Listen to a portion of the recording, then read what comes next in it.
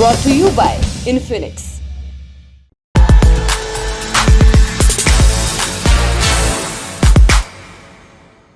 नमस्ते, मेरा नाम है निखिल और आप देखना शुरू कर चुके हैं दी लल्लन टॉप शो। आज तारीख है 1 मई और केवल 10 दिनों में कर्नाटका की जनता अपनी नई सरकार चुन लेगी। माहौल गर्म है, कोई किसी को जहरीला सांप बुला रहा है तो कोई किसी को विष कन्या कह रहा है। काम की बातें कितनी हो रही हैं इसका फैसला आप दर्शक कर ही रहे होंगे। जो कीवर्ड्स बने हमने आपके लिए कवर किए। आज का कीवर्ड है भारतीय जनता पार्टी का घोषणा पत्र। समान नागरिक संहिता यानी यूसीसी लागू करेंगे, मैन्युफैक्चरिंग सेक्टर में 10 लाख नौकरियां देंगे, बेंगलुरु को राज्य राजधानी क्षेत्र का टैग दिलाएंगे। भाजपा के वादों में ये मुख्य पॉइंट्स हैं। इसके अलावा क्या है यही बताएंगे आज की बड़ी खबर में, और बात होगी यूसीसी के वादे पर आई प्रतिक्रियाओं की भी। टिप्पणीकारों से जानेंगे कि इन वादों में 2024 की कितनी तैयारी नजर आती है। विपक्ष के पक्ष की भी टोलेंगे और इस बात की भी कि दूध पर खड़े हुए विवाद का करंट स्टेटस क्या है। सूबे की राजधानी बेंगलुरु में भाजपा के राष्ट्रीय अध्यक्ष जेपी नड्डा ने नई सरकार की दावेदारी के लिए अपना घोषणा पत्र जारी किया है। घोषणा पत्र को नाम दिया गया है प्रजा प्रणाली के। हिंदी में हुआ इसका मतलब जनता का घोषणा पत्र। मौके पर मुख्यमंत्री बसवराज एस बोम्मई और इनसे पहले मुख्यमंत्री रहे और अब वरिष्ठ नेता कहलाने वाले बीएस येदियुरप्पा भी मौजूद थे। मीडिया को संबोधित करते हुए जेपी नड्डा ने कहा कि यह मैनिफेस्टो एसी में तैयार नहीं किया गया है। पार्टी कार्यकर्ताओं ने राज्य के कोने कोने से इनपुट इकट्ठा किया है। और कुछ बात हो इससे पहले जान लीजिए कि इनपुट से आउटपुट क्या निकला है। कुछ पॉइंट्स हैं। समान नागरिक संहिता या यूनिफॉर्म सिविल कोड को लागू करने के लिए एक उच्च स्तरीय समिति का गठन किया जाएगा और समिति की सिफारिशों पर यूसीसी को राज्य में लागू किया जाएगा। पार्टी ने नागरिकों के राष्ट्रीय रजिस्टर या एनआरसी को शुरू करने के लिए और सभी अवैध प्रवासियों को जल्द से जल्द निकालने का भी वादा किया है। पुलिस की एक स्पेशल विंग बनाने का वादा किया है जिसका मकसद होगा धार्मिक कट्टरवाद और आतंकवाद को रोकना। इसे कहा जाएगा Karnataka state wing against religious fundamentalism and terror, short में के-स्विफ्ट। इसके अलावा राज्य में गरीबी रेखा से नीचे के सभी परिवारों को हर साल 3 गैस सिलेंडर देने का वादा किया गया है। उगादी, गणेश चतुर्थी और दीपावली के महीनों में 1-1 सिलेंडर मिलेगा, ये लिखा है घोषणा पत्र में। राज्य के हर बीपीएल परिवार को हर दिन आधा लीटर नंदिनी दूध और हर महीने 5 किलो निःशुल्क चावल और 5 किलो बाजरा भी मिलेगा। सस्ता और स्वच्छ भोजन उपलब्ध कराने के लिए राज्य के सभी नगर निगमों के हर वार्ड में कैंटीन स्थापित की जाएगी। विश्वेश्वरैया विद्या योजना के तहत पार्टी ने कर्नाटक में सरकारी स्कूलों को आधुनिक बनाने के लिए प्राइवेट संस्थानों के साथ काम करने की बात कही है। हालांकि इसका रोड मैप जारी नहीं हुआ है। यूपीएससी और बैंकिंग परीक्षा जैसी प्रतियोगी परीक्षाओं की तैयारी करने वालों को फाइनेंशियल इंसेंटिव देने का भी वादा है। यह भी वादा है कि बेंगलुरु को स्टेट कैपिटल रीजन का ओहदा दिलवाया जाएगा ताकि शहर की सुचारू व्यवस्था के लिए रणनीति बन सके। ये वे वादे यूसीसी और एनआरसी जैसे मुद्दे घोषणा पत्र का हिस्सा हैं, सो विवाद होना लाजमी था क्योंकि बड़े पोलराइजिंग टॉपिक्स हैं। राजनीतिक टिप्पणियां क्या आई हैं अब आप वो देख लीजिए, सुन लीजिए। ये संविधान के निर्माताओं का कहना था कि सभ्य समाज के लिए और सबको साथ लेकर के चलने के लिए यूनिफॉर्म सिविल कोड होना चाहिए। उस यूनिफॉर्म सिविल कोड को जहां जहां हमारी सरकारें आएंगी वहां हम उसको इम्प्लीमेंट भी करेंगे और उसकी माइन्यूट डिटेल्स को वर्कआउट करने के लिए हाई पावर्ड कमेटी बनाएंगे। कौन क्या खाएगा, कौन क्या पहनेगा, ये तो खुद तय करेगा और भगवान तय करता कौन किस धर्म में पैदा होगा, कौन क्या पहनेगा, कौन क्या खाएगा, ये तो उसका अधिकार है। और ये अधिकार बाबा साहब अम्बेडकर ने हमें दिया है संविधान बनाकर, उसको कोई नहीं छीन सकता। ये तो आपने राजनीतिक टिप्पणियां सुन ली, लेकिन यूसीसी की घोषणा को 2024 की तैयारी के लेंस से भी देखा जा रहा है। आज बीजेपी चीफ नड्डा ने कह दिया है कि संविधान उन्हें समान नागरिक संहिता की दिशा में आगे बढ़ने की इजाजत देता है। कहा, न्याय सबके लिए, तुष्टिकरण किसी का नहीं, यही उनकी नीति है।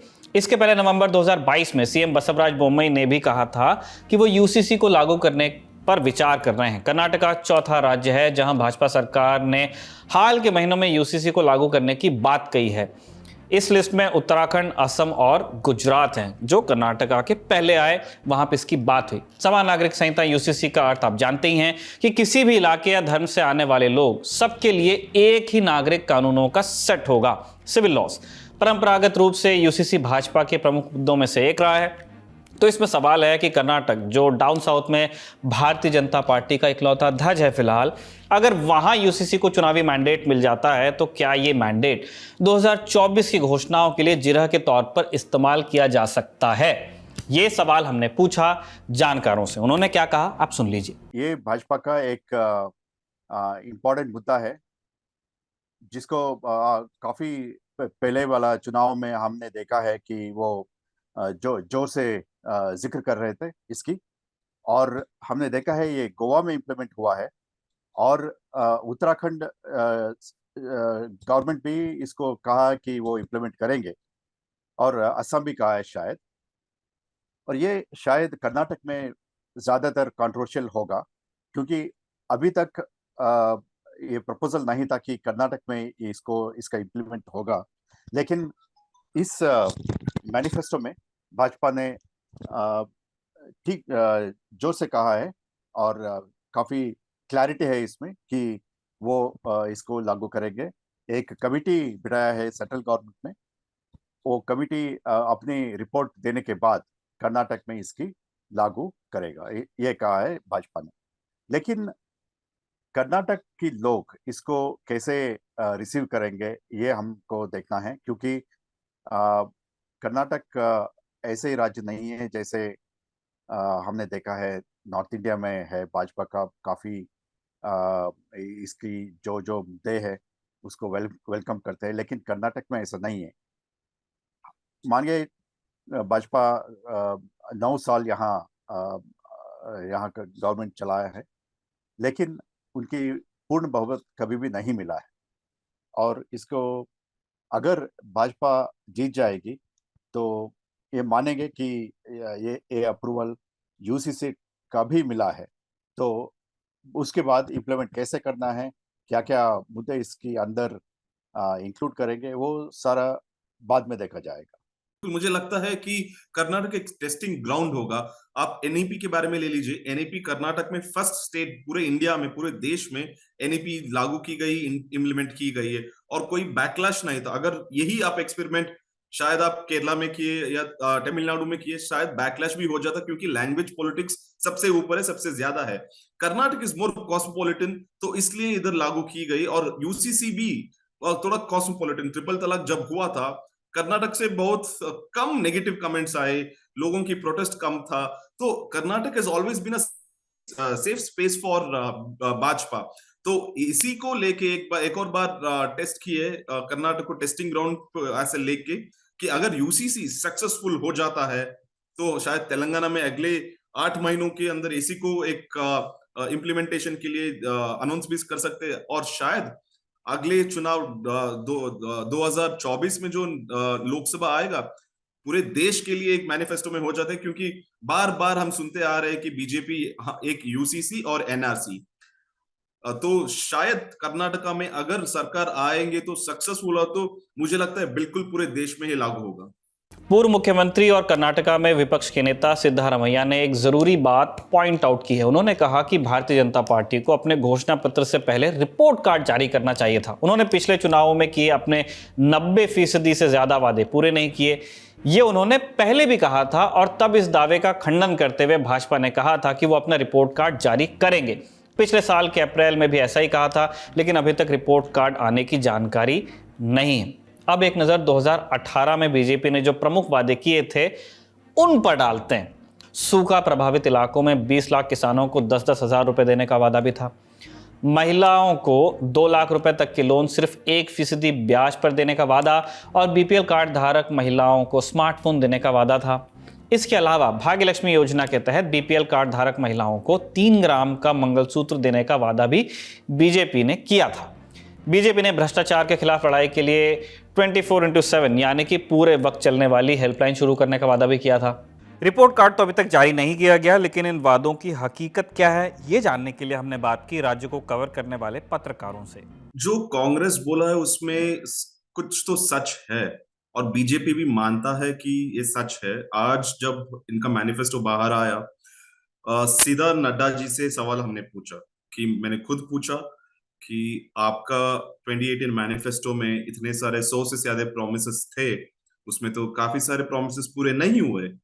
उनका ये जवाब था कि हाँ, मैं भी मानता हूँ नहीं पूरा हुआ, बट 2019 के बाद जब हमारा सरकार जब आया, तुरंत 6 से 8 महीने के बाद कोरोना आया, तो जब सारे डेवलपमेंट के पैसे कोरोना कंट्रोल करने के लिए हमें उसको डालना पड़ा, तो पूरा फंड्स को ट्रांसफर करना पड़ा।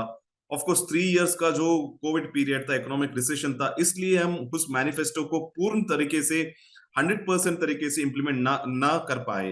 वो बीजेपी भी मानते हैं, बट उनका जवाब है कोरोना। बट कांग्रेस ये बोल रही है कोरोना हो या ना हो, आपने प्रॉमिस किया था और रिपोर्ट कार्ड अब दीजिए हमें, कि आपने 100 से ज्यादा प्रॉमिस की कि हम ये करेंगे वो करेंगे, फ्री रेशन देंगे, वो सब प्रॉमिस जब किए थे बट इंप्लीमेंट नहीं हुआ है। और कोरोना भी जब हुआ था, ऑक्सीजन की कमी थी, बेड्स की कमी थी, मास्कों की कमी थी, वैक्सीन की कमी थी, ये कांग्रेस का बयान है। तो इतने कमियों के बीच में आपने पैसे कहाँ लगाया? अगर लगाया भी, फिर ग्राउंड पे तो, जमीन पे तो दिखना चाहिए। अगर नहीं दिखा तो ना आपका मैनिफेस्टो में जो था वो पूरा नहीं हो पाया, ना कोरोना ठीक से नहीं मैनेज कर पाए, तो कहाँ गया जो पैसा बजट में अलोकेट हुआ था? तो इसलिए वो अगेन वो जो 40% सरकार था उसको ज्वाइन करते हैं कांग्रेस।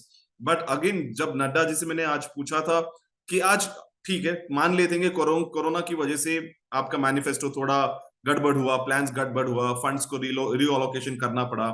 2023 को जो मैनिफेस्टो है, कितने टाइमलाइन में आप पूरे करेंगे? क्या 2.5 साल लगेगा, 3 साल लगेगा, 1.5 साल लगेंगे? तो नड्डा जी का बहुत इंटेलिजेंट जवाब था, 5 साल।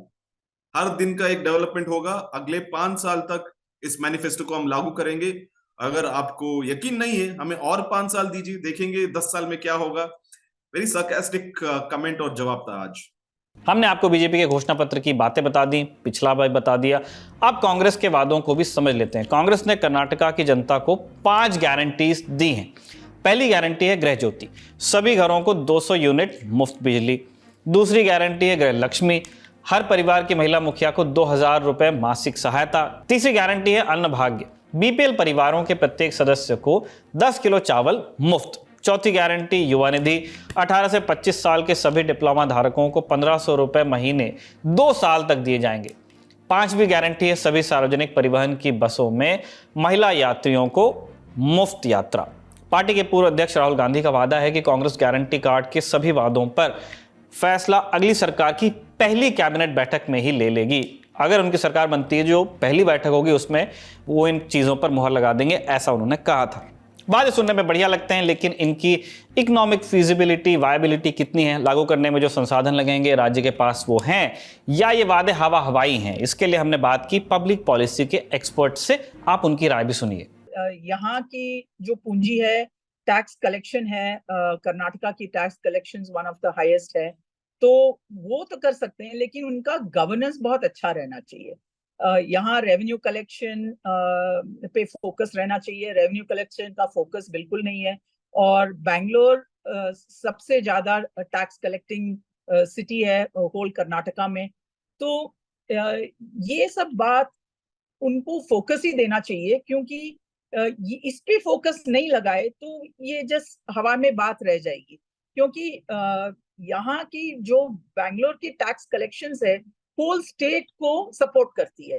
तो ये क्योंकि इंडस्ट्रियलाइजेशन हमारे कर्नाटका में, इंडस्ट्रियलाइजेशन ज्यादातर बैंगलोर में ही है। तो अभी ऑफ कोर्स बात ही चल रही है कि और सिटीज को, और मैनिफेस्टो में भी बताया गया है कि बेलगावी और धारवाड़ सब जगह और थोड़ा सा इंडस्ट्रियलाइजेशन का फोकस रहेगा। क्योंकि अब तमिलनाडु में देखें तो कोयम्बतूर है, मदुरई है, बहुत सारे इंडस्ट्रियलाइजेशन हब्स हैं। वैसे बैंगलोर में सिर्फ कर्नाटका में बैंगलोर ही ज्यादा है, तो इंडस्ट्रियलाइजेशन बाकी सब जगह बहुत ही कम है। तो इसके हिसाब से अभी उन्होंने फिर से वादा किया है मैनिफेस्टो में कि ये सैटेलाइट सिटीज और आउटसाइड ऑफ बैंगलोर बहुत सारी सिटीज करेंगे। तो ये सब करने से डिपेंडेंस ऑन बैंगलोर भी कम हो जाएगी। बट बैंगलोर तो भूल नहीं सकते हैं। बैंगलोर की स्थिति जो है बहुत स्टेट की स्थिति से जुड़ी, आर्थिक स्थिति से जुड़ी हुई है। बीजेपी के घोषणा पत्र में एक वादा नंदिनी दूध को लेकर भी है, क्योंकि इस चुनाव में एक बड़ा मुद्दा मिल्क पॉलिटिक्स भी बन गया है। हमने आपको 12 अप्रैल वाले ललन टॉप शो में अमूल बनाम नंदिनी विवाद के बारे में विस्तार से बताया था। आज उतनी डिटेल में नहीं जाएंगे, केवल उसकी राजनीति पर बात करेंगे। पहले शॉर्ट में आप बैकग्राउंड जान लीजिए। अमूल आप जानते हैं भारत का सबसे बड़ा डेयरी ब्रांड है। अमूल को Gujarat cooperative milk marketing federation limited manage करती है। गुजरात, दिल्ली, राजस्थान, महाराष्ट्र, बिहार, बंगाल, तेलंगाना समेत कुल 13 राज्यों में अमूल दूध बेचता है। दूध के अलावा और भी प्रोडक्ट्स हैं जैसे आइसक्रीम, पनीर, क्रीम, दही वगैरह जो पूरे देश में बिकते हैं। इस कहानी में दूसरा पक्ष है Karnataka Milk Federation KMF। KMF Andhra Pradesh, Tamil Nadu, Kerala, Goa और महाराष्ट्र में दूध बेचती है। इस फेडरेशन का ब्रांड है नंदिनी। कर्नाटक मार्केट में ये बड़ा प्लेयर है। 5 अप्रैल को Gujarat cooperative milk marketing federation ने घोषणा की कि वो बेंगलुरु में ई-कॉमर्स प्लेटफॉर्म्स पर अमूल का ताज़ा दूध और दही बेचने की योजना बना रहे हैं। बस इतने में शुरू हो गया बवाल। विपक्ष ने कहा कि अमूल पुराना और बड़ा ब्रांड है और वो लोकल ब्रांड नंदिनी को खा जाएगा। कांग्रेस ने यह तक कह दिया कि भाजपा का एक देश एक अमूल एजेंडा है। बवाल इसलिए भी भड़का कि पिछले साल के दिसंबर में कर्नाटक मिल्क फेडरेशन की मेगा डेयरी के उद्घाटन के वक्त गृह मंत्री अमित शाह ने कह दिया था कि अमूल और नंदिनी मिल जाएं तो डेयरी क्षेत्र में चमत्कार कर सकते हैं। गृह मंत्री के बयान पर विपक्ष अभी गर्म ही था कि दही के पैकेट पर भी हिंदी थोपने के आरोप लगाए गए। दही विवाद को डिटेल में जानना हो तो लिंक आपको डिस्क्रिप्शन में मिल जाएगा। राजनीति कुल इतनी थी कि कभी भारत की सक्सेस स्टोरी कहे जाने वाला अमूल को गुजराती कब्जा कहा जाने लगा। किसी ने इसे नॉर्थ बनाम साउथ की लड़ाई बताया तो किसी ने राष्ट्रवाद बनाम क्षेत्रीय अस्मिता की बहस में उलझाया। लेकिन अब भारतीय जनता पार्टी ने ही घोषणा कर दी है कि सरकारी स्कीम के तहत वो खुद ही नंदिनी दूध देंगे। जाहिर है कि इससे KMF को ही फायदा होगा। जब विवाद अपने चरम पर था तब भी कर्नाटका के मुख्यमंत्री बसवराज बोम्मई ने विपक्षी पार्टियों पर आरोप लगाया कि वो इस मुद्दे का राजनीतिकरण कर रहे हैं। तो क्या ये अमूल बनाम नंदिनी विवाद का एंड है? ये जानने के लिए भी हमने बात की विशेषज्ञों से। आप उनकी राय जान लीजिए। ये नंदिनी जो है it is the second largest food brand in India in the daring sector. तो इसीलिए ये बहुत कर्नाटका में ये बहुत गर्व की बात है कि इतना बड़ा ब्रांड है। तो it is identity of Karnataka. और वहाँ पे जो पॉलिटिक्स हो रहा है वो लार्जली नंदिनी वर्सेस अमूल जो हो रहा है। अब तक तो अमूल था कर्नाटक में, ऐसा नहीं है कि अमूल का मक्खन नहीं बिकता था, चीज़ नहीं बिकता था। लेकिन लिक्विड मिल्क जब आता है तो that become sensitive because liquid milk is usually locally procured and locally sold, इसलिए वो बवाल खड़ा है। हाँ, नंदिनी का रेजोनेट लगता है कि काफ़ी रेजोनेट हो रहा है because there is a lot of Kannada pride in Nandini. Usually क्या both in terms of language anything pertaining to Karnataka वो जनरली होता है कि अपना है। तो in terms of timing Amul जब आया तो आई थिंक एक पार्टी को लपकने के लिए एक अच्छा इशू मिल गया। I think it resonates very widely because now everybody is seen drinking Nandini and posting their Instagram and other things, right? तो वो हो रहा है। But यहाँ it is not so much of economic issue as much of as a Karnataka identity issue, because constantly one is talking about what is it in this federal structure, local identity का क्या होगा, वो सवाल है। But economically Nandini is very strong। उसका ये सब मज़े की बात है। नंदिनी का जो मैक्सिमम ग्रोथ हुआ वो हुआ under when HD Revanna was chairman. तो JDS I am surprise has not taken enough credit for that. At the same time the subsidy for milk जो 5 रुपये का भी दे रहे हैं वो चालू किया था येडियुरप्पा साहब ने। तो इसमें तीनों party have supported Nandini in a big way. And therefore I think it is an interesting thing that each one of them is trying to take credit, but it's a very interesting dynamic that's happening। हमने आपको राजनीति बता दी, वादों का तकाजा किया, वादे ठोस हैं हवाई, इसका जायजा भी लिया। लेकिन चुनाव का असली मिजाज ग्राउंड से ही लगता है। इसलिए दी ललन टॉप की 2 टीमें कर्नाटका में हैं। उनके अब तक के दौरे में क्या क्या ऑब्जर्वेशन सामने आए, इसके लिए हमने बात की अपने साथी रणवीर से। आप उनको सुन लीजिए। यकीन मानिए कर्नाटक का इस बार जो चुनाव हो रहा है वो बहुत रोचक होगा। 5 दिनों में मैंने कर्नाटक के 5 ज़िले घूमे, जिसमें बैंगलोर, रामनगर, मंड्या, हासन और चिकमंगलूर शामिल है। और आगे भी कुछ प्लान है कुछ ज़िलों में जाने का।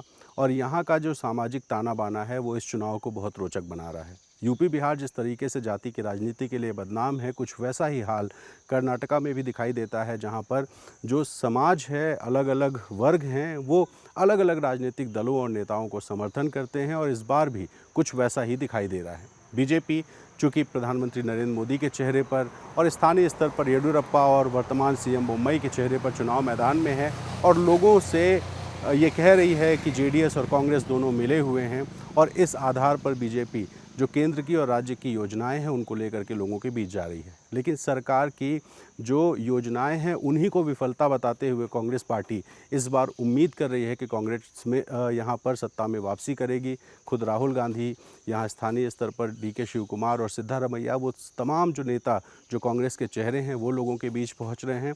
और अगर तीसरी ताकत यानी जेडीएस की बात करें तो मैसूर क्षेत्र में जेडीएस का अच्छा खासा प्रभाव है और देवगौड़ा चूँकि बुज़ुर्ग हो चुके हैं, स्वास्थ्य ठीक नहीं है, तो एक उनको लेके सेंटिमेंट्स भी हैं और जो जेडीएस को समर्थन करने वाला वोकलिंग समाज है वो भी अपने नेता कुमारस्वामी को मानता है, देवगौड़ा को मानता है। ऐसे में जो जाति की राजनीति इस इलाके में हो रही है उसकी वजह से तीनों ही पार्टियां लड़ रही हैं, मजबूती से लड़ रही हैं और तमाम जगहों पर त्रिकोणीय लड़ाई दिखाई दे रही है। ऐसे में कर्नाटक में क्या होगा ये तो फिलहाल नहीं कहा जा सकता, लेकिन मुकाबला बहुत रोचक है, ये तय है। और अभी चुनाव प्रचार चूँकि 8 दिन और चलना है, तो इस 8 दिन में कौन बाजी मारेगा ये एक बड़ा सवाल है। ये तो हमने आपको चुनाव का हाल बता दिया, चुनावी वादे बता दिए, इन वादों पर हो रही राजनीति और उनके निहितार्थ भी समझाने की कोशिश की। राजनीतिक दलों के वादों पर अंतिम मोहर जनता की होगी जो लगेगी 10 मई को। आज दी ललन टॉप शो में इतना ही, लेकिन खबरें और भी हैं तो देखना ना भूलिएगा हमारा डेली खबरों का बुलेटिन सुर्खियां। अपना और अपनों का ख्याल रखिए। शुक्रिया, शुभ रात्रि। सिर्फ 59 रुपए महीने में पाइए YouTube पर LT प्रीमियम। किसी भी प्लेटफॉर्म से 3 दिन पहले देखिए हमारे प्रीमियम प्रोग्राम जैसे guest in the news room, किताब वाला आदि। इसके अलावा बहुत कुछ। सब्सक्राइब करने के लिए ललन टॉप के YouTube चैनल पर जाकर क्लिक करें ज्वाइन बटन।